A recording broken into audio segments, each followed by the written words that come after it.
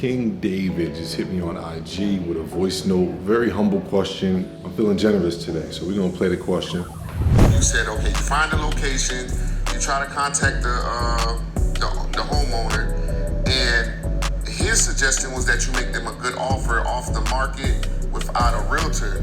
But what if you're not paying cash? What if you're using an FHA loan or something like that? Does that still apply?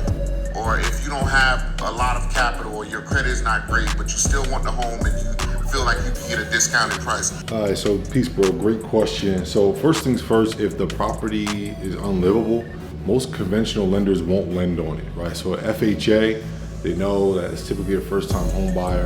You only can use it for your primary residence, so if you can't live in it, then automatically that loan crosses it out. But to answer your initial question, it doesn't matter what type of loan or funding you have to acquire the property. If you're dealing direct with a seller, you're always gonna be able to get it cheaper because that seller typically pays anywhere between 3 and 5% in commission. So whatever you're paying, 3 or 5% of that is going to a realtor. So by you cutting a realtor out, you already could save them money and ultimately save you money because you can offer lower on the purchase price. But additionally to that, in regards to funding, if the property's in that bad a condition and you want to knock down, rebuild and all that, you're going to need some unconventional funding, typically a hard money loan. So what I usually do and what I've been able to scale, if you have experience, they'll fund up to 90%, sometimes even more, but 90% of your deal and 100% of the construction. So what I've done is I use a hard money loan for 90% and I'll get the other 10% from a cash partner. So you find somebody who might have the experience or the bread who can help you out. And I usually leverage profits. So I'll say, yo, I'll give you half the profits at the end if you fund this deal. I found the deal, I negotiated it, I put it together, I got the lender. I just need all of the down payment from you for half the profits. Usually works out pretty well. And there's other ways you can get 100% financing, but that's one way when you're dealing with dilapidated properties. And the good part about hard money lenders is that they can operate as cash.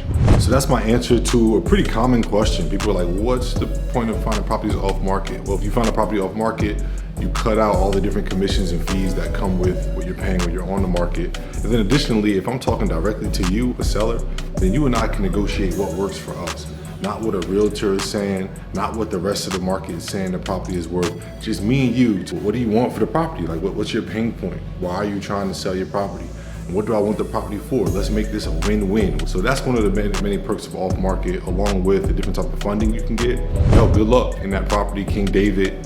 And anybody else who's stumbling across off-market properties and not understanding the value. Listen, if you got an auntie, an uncle, the township, a bank, anybody who comes to you with a property off-market for cheap and it needs work, that is a gem. Hold on to it tight. If you don't know what to do with it, go to a mentor or go to someone who's an expert, someone like myself, and get guidance, because that is where the money lies in real estate when you buy, right? The cheaper you can buy, the more money you can make in the long term.